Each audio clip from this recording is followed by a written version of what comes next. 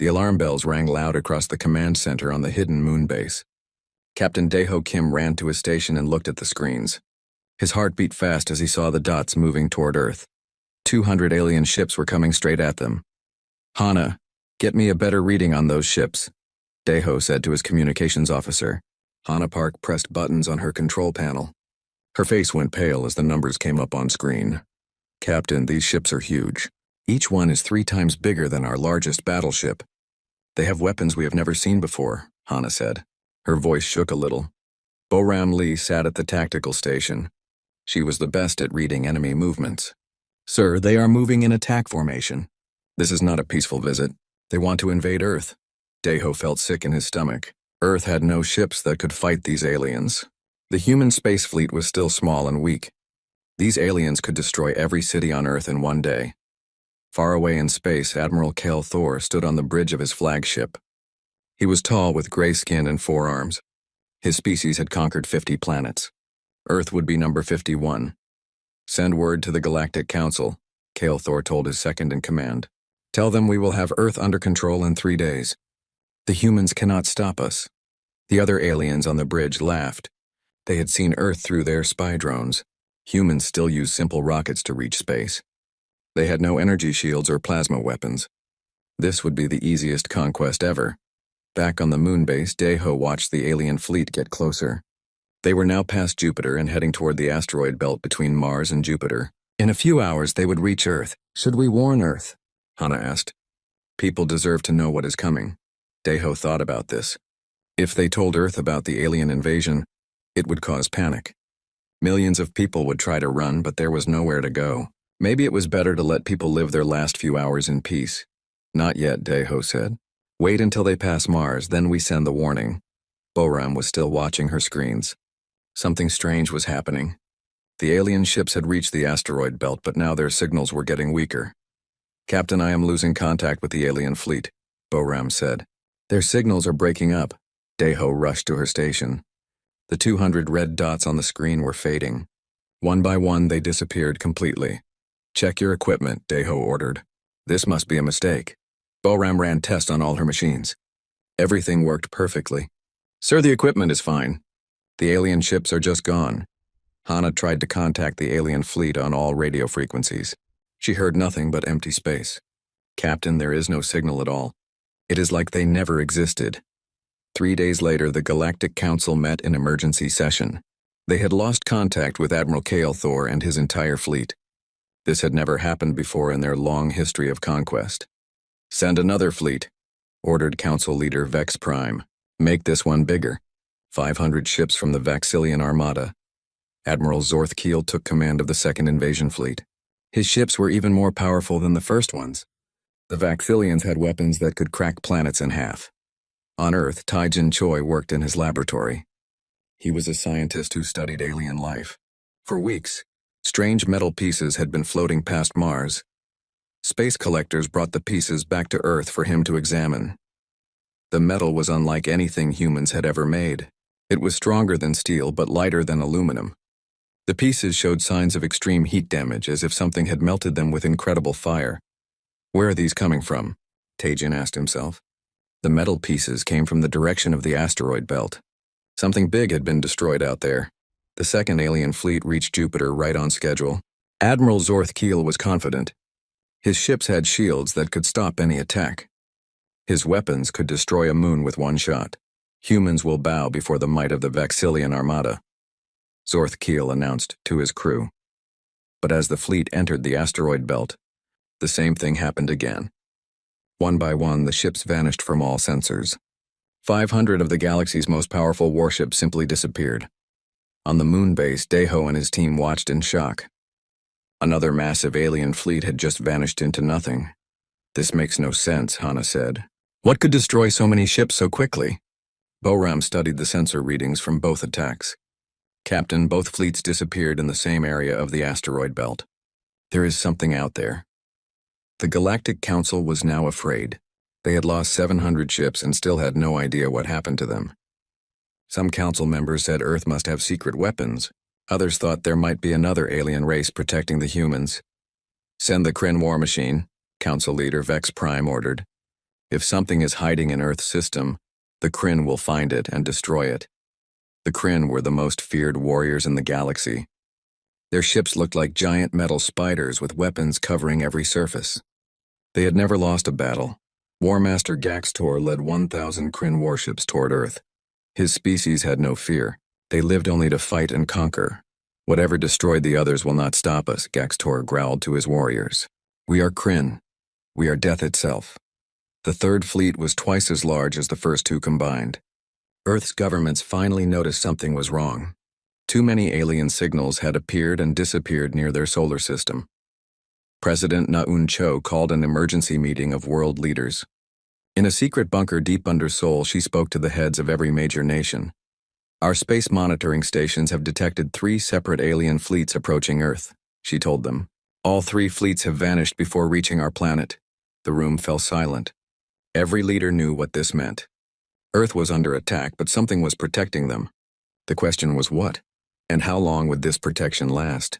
As the Kryn fleet entered the asteroid belt, War Master Gaxtor prepared for battle.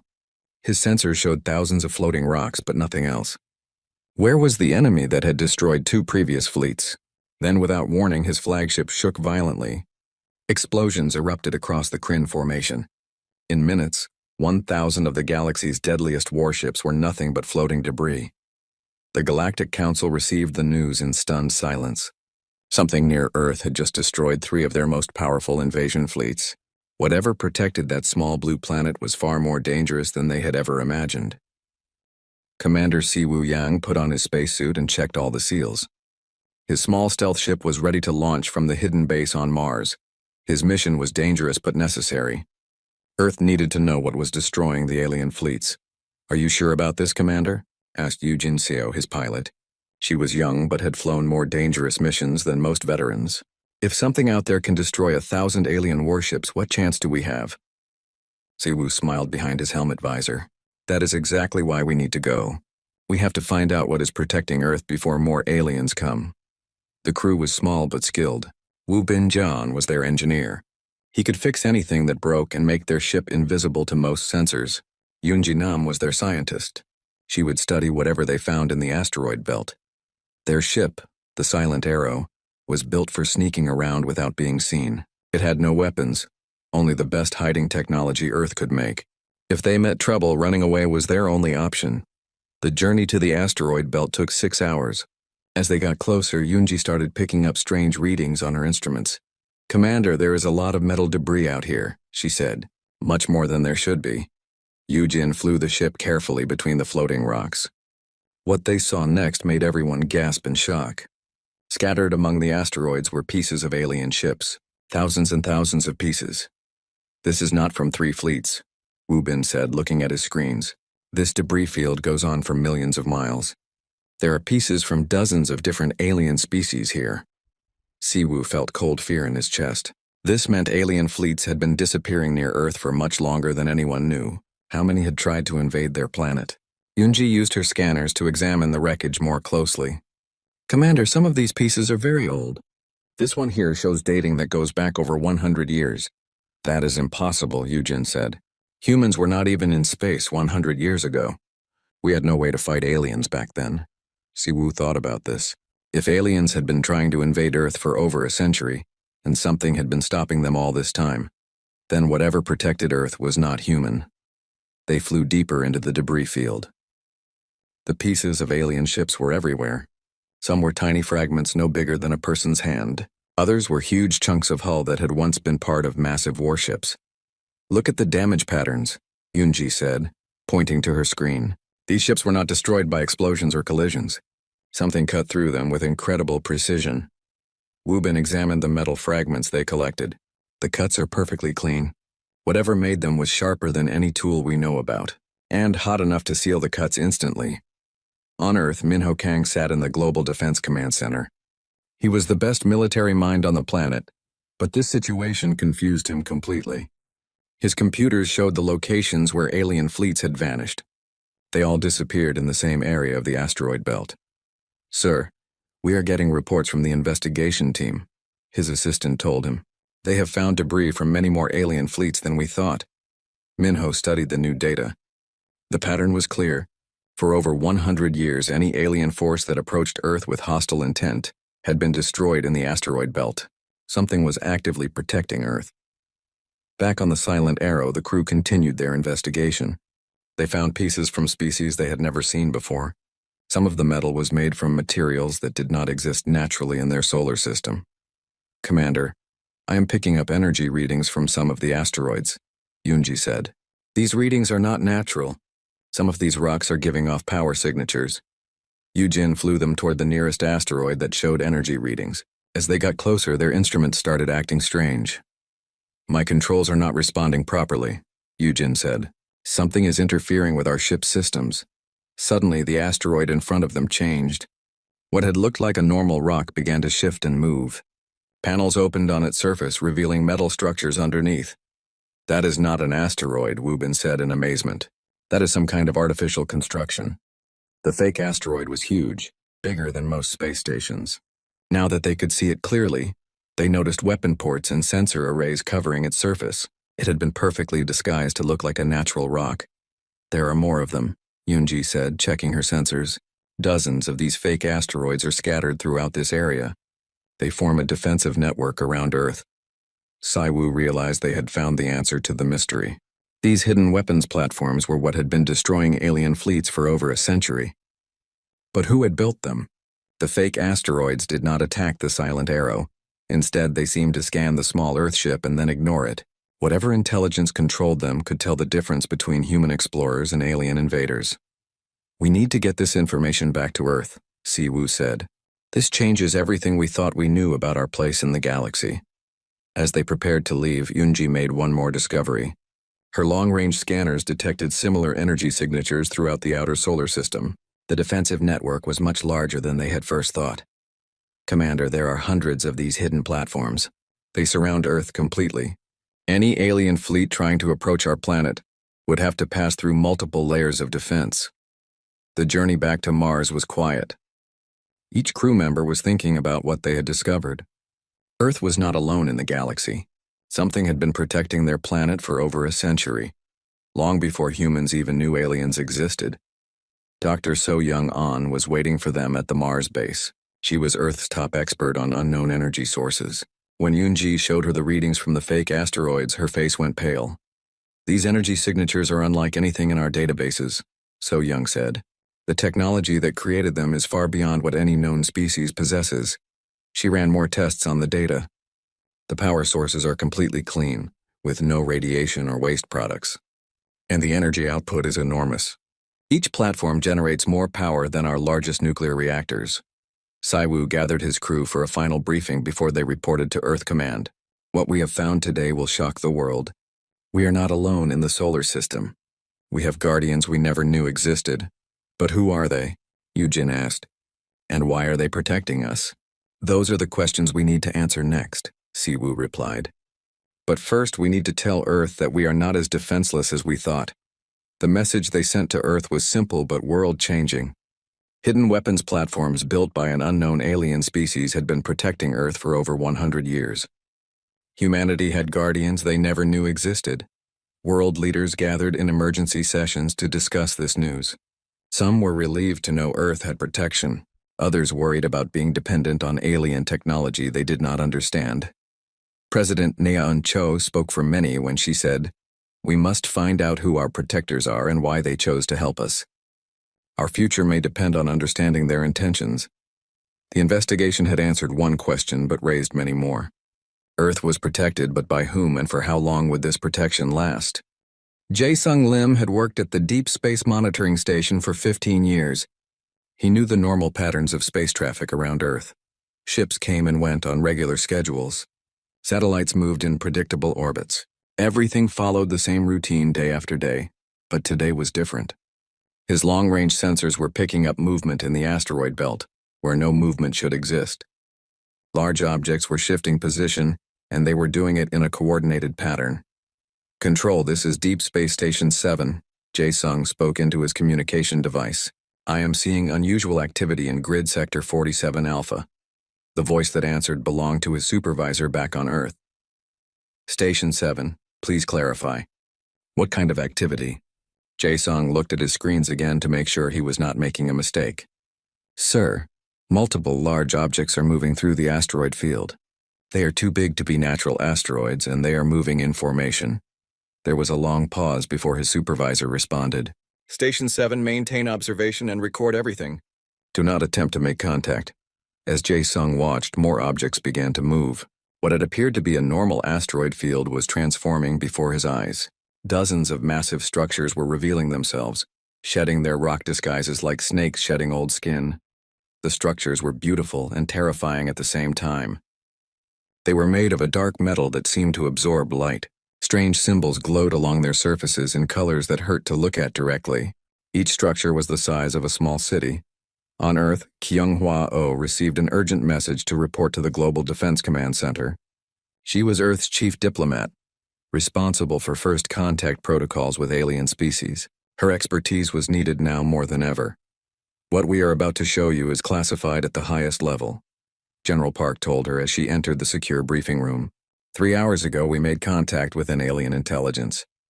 The main screen showed images from Jae-sung's monitoring station. Dozens of massive alien structures floated among the asteroids. They had been hidden there for who knew how long, disguised as natural rocks. They contacted us first, General Park continued. They sent a message directly to our communication networks. We have been trying to decode it for the past hour. Kyunghwa studied the alien message displayed on screen. It was not written in any human language, but somehow the meaning was clear in her mind when she looked at the symbols. I can understand it, she said in amazement. They are saying they want to talk. They have been waiting for us to discover them. Within hours, a direct communication link was established between Earth and the alien structures. The beings on the other end called themselves the Harbingers. They had been watching Earth for thousands of years. The Harbinger who spoke to them identified itself as Primary Construct 7742. Its voice came through their speakers as a calm, emotionless tone that somehow conveyed great intelligence and age. We have protected your species for 1,047 of your years, the Harbinger said. 23 invasion fleets have been eliminated to preserve your development. Kyunghwa felt her heart racing. Why? Why have you protected us? Your species shows promise. You have the potential to become something greater than you currently are. But this potential must be nurtured and protected until you are ready. Lieutenant Changmin Bayek was assigned to gather more information about the Harbingers. His job was to learn everything possible about their technology, their history, and their intentions toward humanity. What he discovered was both amazing and frightening. The Harbingers were not a natural species. They were artificial intelligences created by an ancient race that had vanished millions of years ago. Their creators had built them to find and nurture species that might one day inherit the galaxy. They are gardeners, Changmin reported to his superiors. They plant seeds of civilization throughout the galaxy and protect them until they are ready to grow on their own. The Harbingers had been doing this for millions of years. They had watched over hundreds of developing species, guiding their evolution and protecting them from threats. Some species had succeeded and joined the galactic community. Others had failed and been allowed to destroy themselves. What determines success or failure? Kyunghwa asked during one of her conversations with Primary Construct 7742. The ability to move beyond primitive aggression while retaining the strength to defend what is important. Your species has shown this potential, but the test is not complete. On a hidden research station orbiting Neptune, Dr. Hyewon Kim made a discovery that changed everything they thought they knew about humanity itself. She had been studying genetic samples from humans around the world, looking for any signs of alien influence. What she found was impossible to believe at first. Hidden in human DNA were genetic markers that matched technology found in Harbinger debris. Humans were not just protected by the Harbingers. They were partially descended from them.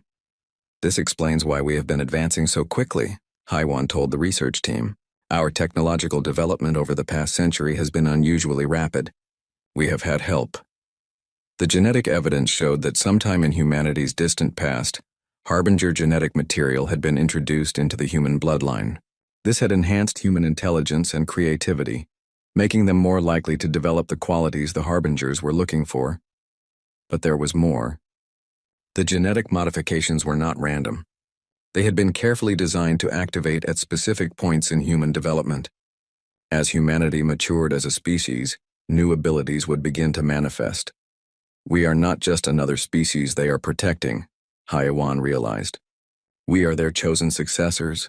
They have been preparing us to take their place as guardians of the galaxy.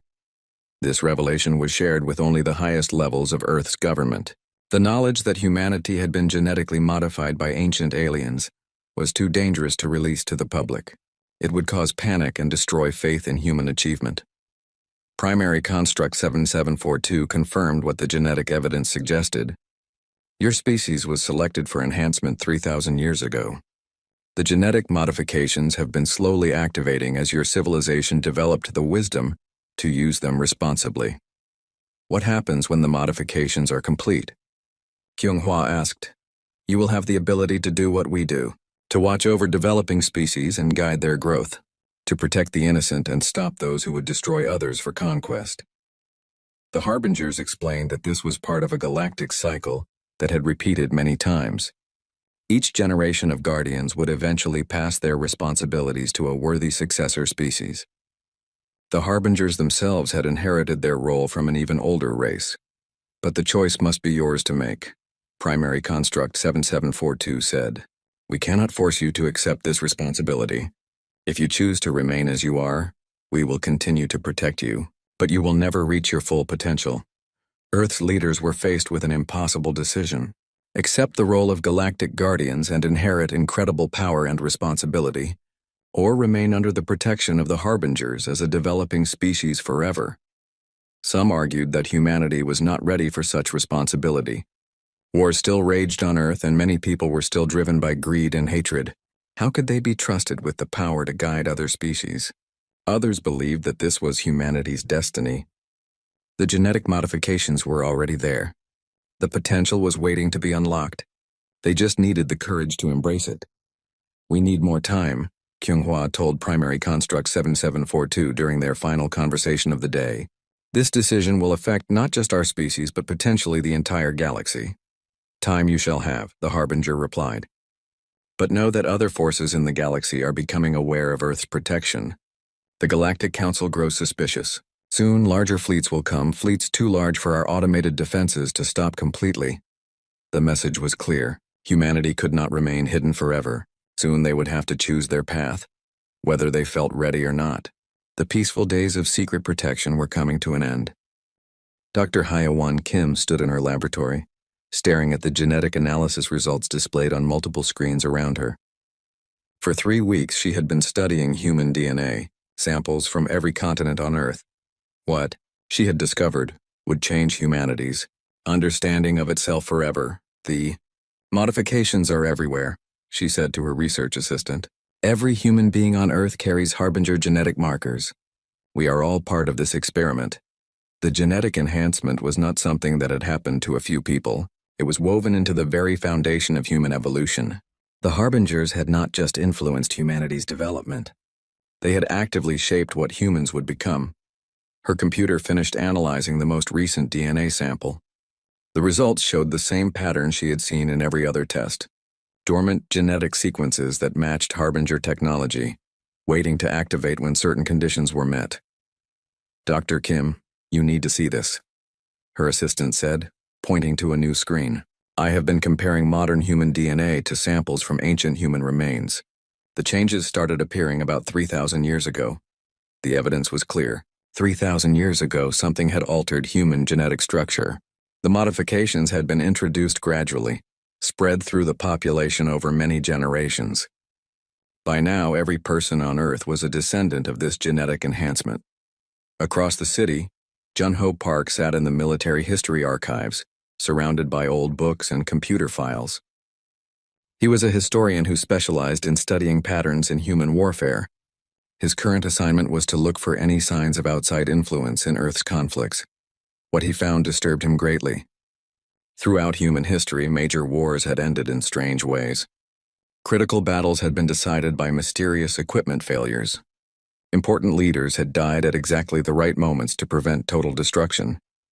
The American Civil War should have lasted much longer, Junho muttered to himself as he read through battle reports.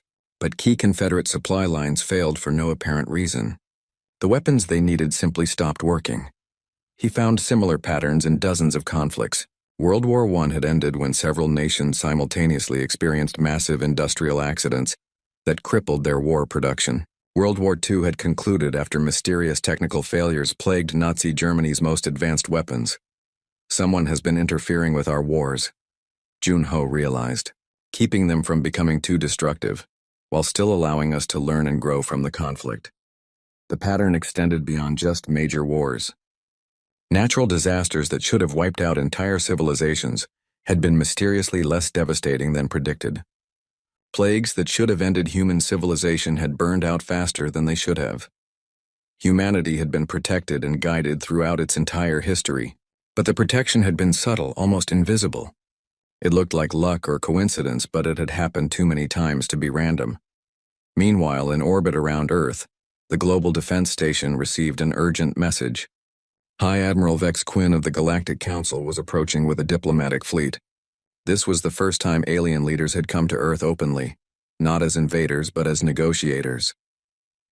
Captain Do-hyun Shin was chosen to lead Earth's first official contact with the Galactic Council. He was a veteran space officer who had commanded several successful missions. More importantly, he was known for staying calm under pressure.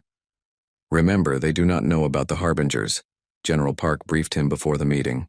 As far as they know, Earth has some unknown defensive technology. We cannot reveal the truth about our guardians. Do-hyun understood the delicate situation. Earth needed to appear strong enough to defend itself, but not so threatening that the Galactic Council would see them as a danger. It was a careful balance to maintain. The alien diplomatic ship was impressive but not warlike. It was designed to show peaceful intentions, while still demonstrating the technological superiority of the Galactic Council. When High Admiral Vex Quinn appeared on the communication screen, he looked curious rather than hostile. "Greetings, representatives of Earth," Vex Quinn said in perfect English. "We come seeking understanding. Your solar system has become a mystery that troubles our entire civilization." Do-hyun chose his words carefully. "We welcome peaceful contact with your people. Perhaps we can find common ground and mutual understanding. 23 of our invasion fleets have vanished near your world," Vex Quinn continued. "Our sensors detect no weapons capable of such destruction. Yet the evidence of our losses is undeniable. Perhaps those fleets met with accidents," Do-hyun suggested. "Space travel can be dangerous, especially for those unfamiliar with our solar system." Back on Earth, Soo-min Lee was analyzing thousands of years of human cultural development. She was an anthropologist who studied how civilizations grew and changed over time. Her assignment was to look for signs of outside guidance in humanity's cultural evolution. What she found was a pattern of accelerated development that defied natural explanation. Human technology had advanced at an incredible pace over the past few centuries. What should have taken thousands of years of natural development had happened in just a few hundred. "Look at this timeline," she told her research team. "We went from horse-drawn carriages to space travel in less than 200 years. That kind of advancement is virtually impossible without help." The acceleration had not been random. Key discoveries had always happened at exactly the right times. When humanity needed new energy sources, nuclear power was discovered. When they needed to communicate globally, radio and television were invented.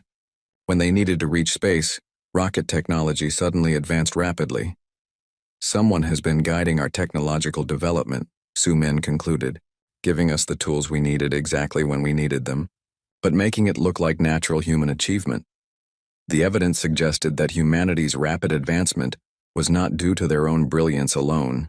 They had been carefully guided and assisted by intelligence that understood exactly what they would need for each stage of their development. In the diplomatic meeting, High Admiral Vex Quinn was becoming more direct. "We have analyzed the debris fields in your asteroid belt. The destruction patterns are consistent with technology far beyond what your species should possess." Do-hyun felt sweat on his forehead. The alien leader was getting too close to the truth. "Our scientists are always working on new innovations. Perhaps some of our experimental technologies were more effective than expected." "Show us these technologies," Vex Quinn demanded. "If Earth has developed defenses capable of stopping our fleets, the Galactic Council needs to understand their capabilities." This was the moment Do-hyun had been dreading. Earth had no weapons that could destroy alien fleets. If he admitted this, the aliens might discover the truth about the Harbingers. But if he lied, they might demand a demonstration that Earth could not provide. Our defensive capabilities are classified, Do-hyun said finally. I am sure you understand the need to protect sensitive military information. High Admiral Vex Quinn studied Do-hyun carefully. The alien leader was intelligent and experienced. He could sense that something was being hidden from him. Perhaps we could arrange a limited demonstration, Vex Quinn suggested, something to show the peaceful intentions of both our peoples. Before Do-hyun could respond, his communication officer whispered urgently in his ear. Sir, we are receiving a message from the Harbinger Network. They want to speak directly to the Galactic Council representative. Do-hyun's heart stopped. If the Harbingers revealed themselves, it would change everything. The careful diplomatic balance he was trying to maintain would collapse completely. Hi, Admiral. We have just received a communication from our defensive network, Do-hyun said carefully. They wish to address you directly. The main screen flickered and primary construct 7742 appeared. The Harbinger's artificial form was imposing and clearly alien. High Admiral Vex Quinn stepped backward in shock. Greetings, representatives of the Galactic Council, the Harbinger said in its calm, emotionless voice. We are the Harbingers. We have been the guardians of this system for over 1,000 years. Vex Quinn's face went pale with fear and recognition. The Harbingers. You are legends. Stories told to frighten young civilizations. You are supposed to be extinct. We are very much active, Primary Construct 7742 replied. And we have chosen this species as our successors. Earth is under our protection until humanity is ready to assume our role as galactic guardians. The truth was finally revealed. Earth's mysterious defenses were not human technology. They were the work of the most advanced guardian race in galactic history. And humanity was being prepared to inherit their incredible responsibility. Commander Tae-yang Hong stood on the bridge of humanity's first Harbinger-enhanced vessel. The ship was unlike anything humans had ever built before. It was made of living metal that responded to thoughts and emotions. The weapons could disable enemy fleets without destroying them. The shields could protect entire planets. Are you ready for this responsibility? Primary Construct 7742 asked through the ship's communication system. Once you accept our technology, there is no going back. Humanity will become the guardians of this galaxy. Tae-yang looked out at Earth through the ship's viewscreen. His home planet looked so small and peaceful from this distance. It was hard to believe that the people on that blue world were about to make a decision that would affect countless alien civilizations. We understand the weight of this choice, Tae-yang replied, but we also understand that hiding under your protection forever is not an option. The Galactic Council grows stronger. Soon they will send fleets too large for even you to stop. 3 days earlier, President Na Yun-choi had called an emergency meeting of the Global Defense Council. Representatives from every nation on Earth gathered in the secure bunker beneath Seoul. The decision they had to make would determine humanity's future among the stars. The Harbingers have given us an ultimatum. President Cho announced to the assembled leaders, accept the role of galactic guardians or remain forever dependent on their protection. The debate that followed was intense. Prime Minister Yamato of Japan argued that humanity was not ready for such responsibility. We still have wars on our own planet. How can we be trusted to guide other species? Chancellor Muller of Germany disagreed. This is our destiny. The genetic modifications are already within us. We just need the courage to embrace what we are meant to become. President Rodriguez of Brazil raised a practical concern. If we refuse, what happens when the Galactic Council sends a fleet too large for the Harbingers to stop? We could be enslaved or destroyed. The argument continued for hours. Some leaders feared the responsibility of galactic guardianship. Others feared the consequences of refusing it. But in the end, the decision came down to a simple choice: evolve or remain stagnant. We vote, President Cho announced. All in favor of accepting the Harbinger inheritance? Slowly, hands rose around the room. One by one, the leaders of Earth voted to accept humanity's role as the new galactic guardians. The vote was not unanimous, but it was decisive. Admiral Jin Woo-no received the first assignment to test humanity's readiness for galactic peacekeeping. 2 alien civilizations, the Kalani and the Thras, had been fighting over a resource-rich star system for over 50 years. Their war had killed millions and showed no signs of ending. This will be your first test, Primary Construct 7742 explained. Stop the war without destroying either side. Show that humanity can resolve conflicts through wisdom rather than superior firepower. Jinwoo took a small fleet of hybrid human harbinger ships to the contested system. The technology was amazing but also overwhelming. He could destroy both alien fleets with a thought, but that was not the goal. He needed to find a way to make peace. When he arrived at the battlefield, both alien fleets prepared to attack his small force. They had never seen ships like his before and assumed he was there to claim the system for himself. This is Admiral Jinwoo No of Earth. He broadcast to both fleets. I come as a mediator. Your war has gone on long enough. It is time to find a peaceful solution. The Kalani Admiral responded first. Humans? We have heard rumors about your species. You are the ones protected by ancient guardians. We are the ones who inherited the Guardian legacy, Jinwoo replied. And our first duty is to end unnecessary conflicts like yours. What happened next amazed everyone present. Jinwoo's ships created an energy field that disabled all weapons on both alien fleets. The ships could still move and communicate, but they could not fire their guns or launch missiles. You will talk, Jinwoo announced. You will find a solution that allows both your peoples to prosper, or you will sit here until you starve. For 3 days, the alien admirals refused to negotiate. They had been fighting for so long that they had forgotten what they were originally fighting about. But as their supplies ran low and their crews grew restless, they finally agreed to listen. Jinwoo mediated between the two sides. He learned that the resource-rich planets in the system could easily support both civilizations if they shared them properly. The war had started over pride and misunderstanding, not genuine need. The Kalani are skilled miners, Jinwoo pointed out. The Thras are excellent farmers. Each planet has both mineral resources and fertile soil. Work together and everyone benefits.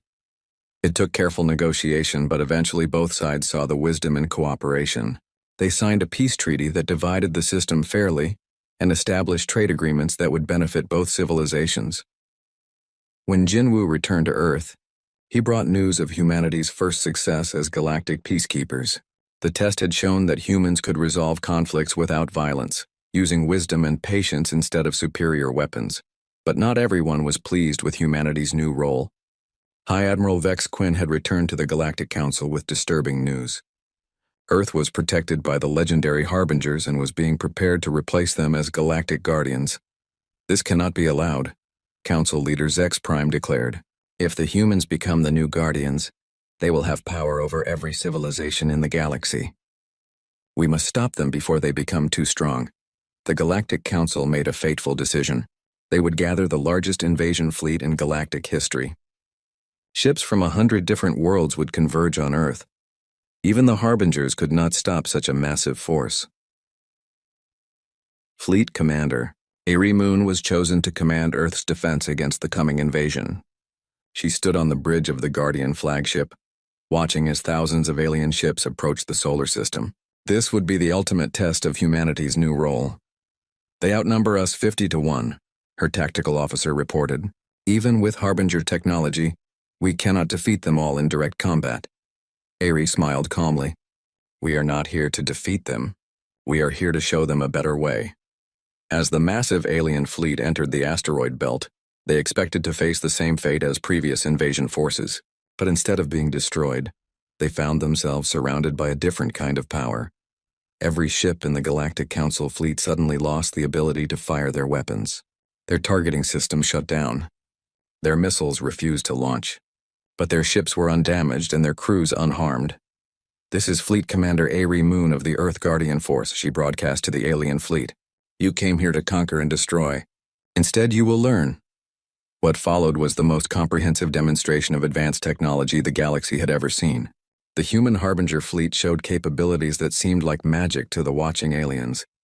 Planets were moved to better orbital positions with gentle gravitational fields.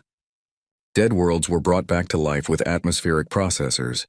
Diseased populations were healed with medical technology that worked on any species. This is what Guardians do, Ari explained to the stunned alien commanders. We do not conquer or destroy. We protect and nurture. We help civilizations grow beyond their primitive conflicts. High Admiral Vex Quinn watched in amazement as human ships demonstrated the power to create rather than destroy. His massive invasion fleet had become an audience for the greatest display of peaceful technology in galactic history. How? He asked in wonder. How do you have such power and choose not to use it for conquest? Because conquest achieves nothing, Ari replied. Destroyed civilizations cannot grow or contribute to the galaxy. Our purpose is to help everyone reach their full potential. One by one, the ships of the Galactic Council fleet powered down their weapons and requested permission to learn more about the Guardian philosophy. The largest invasion fleet in history had been transformed into the first graduating class of a new galactic academy. In the months that followed, Captain Min Seo-yoon commanded the first human Harbinger hybrid vessel to patrol beyond the solar system. Her mission was to protect developing civilizations and mediate conflicts between established powers. The galaxy was changing. Where once there had been endless wars over resources and territory, now there were negotiations and cooperative agreements. The new Guardians had shown that there was a better way to live among the stars. Primary Construct 7742 spoke to humanity one final time before the Harbinger network began its long shutdown. You have exceeded our expectations. Your species has embraced the Guardian role with wisdom and compassion. The galaxy is in good hands. Earth had become the center of a new galactic civilization based on cooperation rather than conquest. The mystery of the vanishing fleets had led to humanity's greatest transformation. They had evolved from a primitive species hiding behind ancient protectors to the new guardians of galactic peace. The vanishing fleets had not been destroyed by Earth's weapons. They had been eliminated by the patient wisdom of beings who understood that true strength came not from the power to destroy, but from the wisdom to protect and nurture, and now that wisdom lived on in humanity, ready to guide the galaxy toward a brighter future.